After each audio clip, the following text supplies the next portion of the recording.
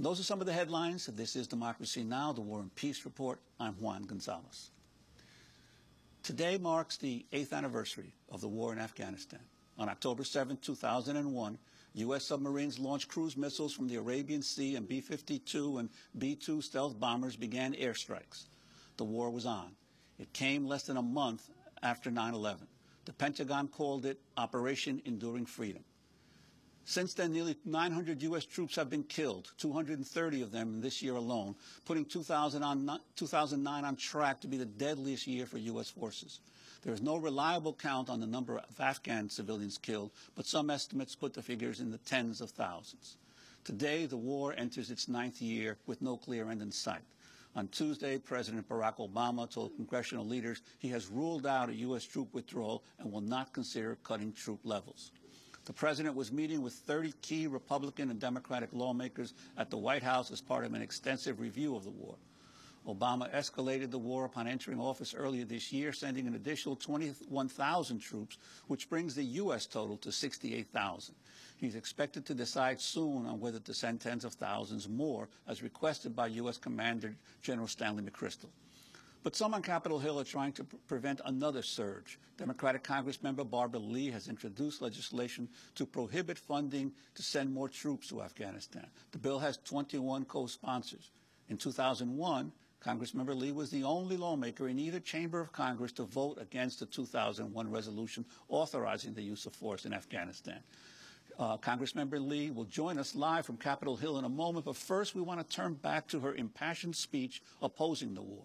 This is what she said on the floor of the House on September 14, 2001, 3 days after the 9/11 attacks. Mr. Speaker, members, I rise today really with a very heavy heart, one that is filled with sorrow for the families and the loved ones who were killed and injured this week. Only the most foolish and the most callous would not understand the grief that has really gripped our people and millions across the world.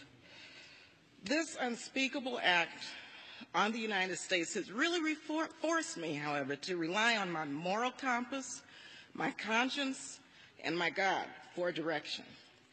September 11th changed the world. Our deepest fears now haunt us. Yet I am convinced that military action will not prevent further acts of international terrorism against the United States. This is a very complex and complicated matter. Now, this resolution will pass, although we all know that the president can wage a war even without it. However difficult this vote may be, some of us must urge the use of restraint. Our country is in a state of mourning. Some of us must say, let's step back for a moment. Let's just pause just for a minute and think through the implications of our actions today so that this does not spiral out of control.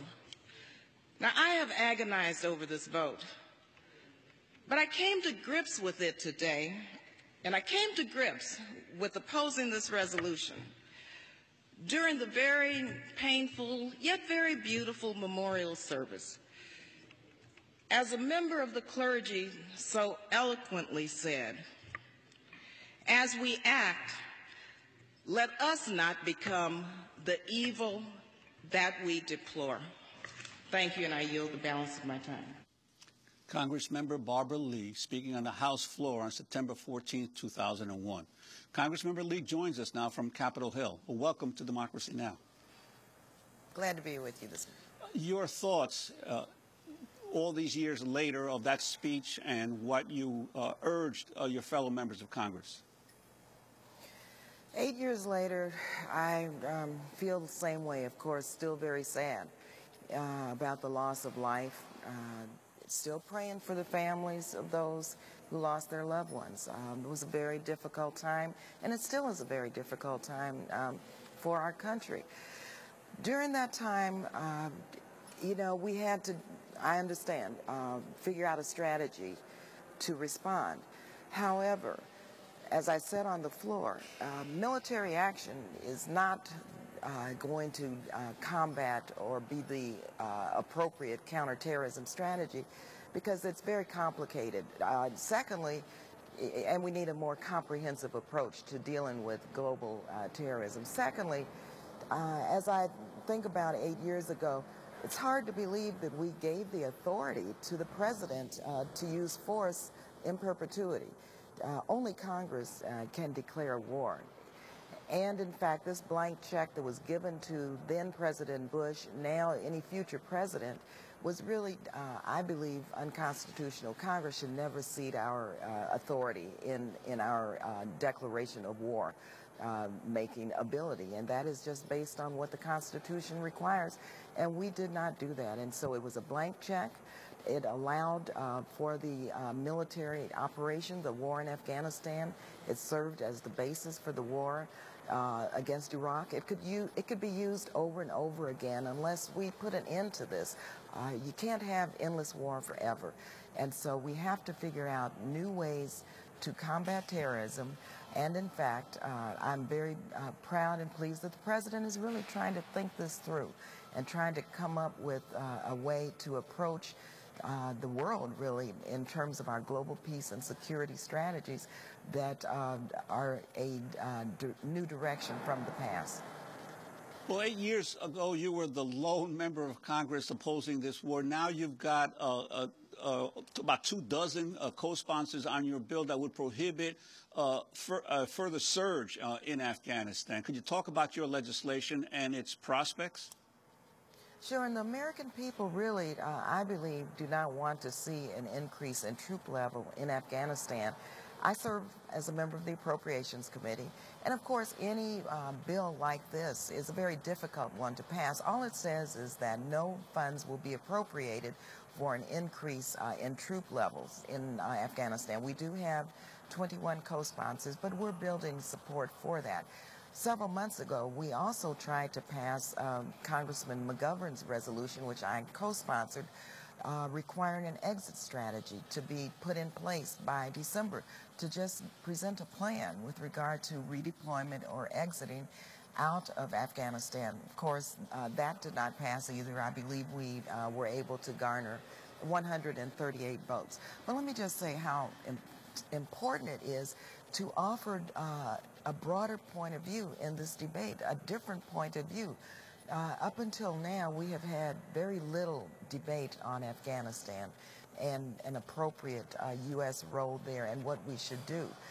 Now we are close to perhaps sending additional troops, but we don't hear a different alternative that could present a clear path to regional stability. And of course, the mission is ensuring U.S. national interests and national security interests. And so what my resolution does, at least has now created a space here in the House for a real debate on should we increase troop levels? If not, what should we do? What should our strategy be? And what is the mission in Afghanistan? And again, I think the president is absolutely right in taking his time to try to sort this through, and we have to provide him with all of the points of views that he will have to listen to and deal with when, in fact, he makes his decision. But the president obviously has already increased the troop levels by 20,000 earlier in the year, and he held a meeting at the White House yesterday with congressional leaders. Your sense of whether he will get the uniform support that Senate Majority Leader Harry Reid initially suggested might be coming his way, no matter what his decision is? I don't have a sense of that. I do have a sense of the president and his deliberative process that he is undertaking, which I think is absolutely correct. And he's listening to a variety of points of views. And as a member of Congress, not as a member of the executive branch, but as a member of Congress, whose constitutional responsibility is to protect our troops, to make sure that if there are going to be military operations, that there is a declaration of war. I cannot support an increase in troop level because there, first of all, is no declaration of war. We have given the authority, I think unconstitutionally, to the administration to wage war, endless war, until, in fact, the administration decides that it's no longer needed. Would you take the step of trying to block appropriations for the war effort if the escalation in troop levels goes through?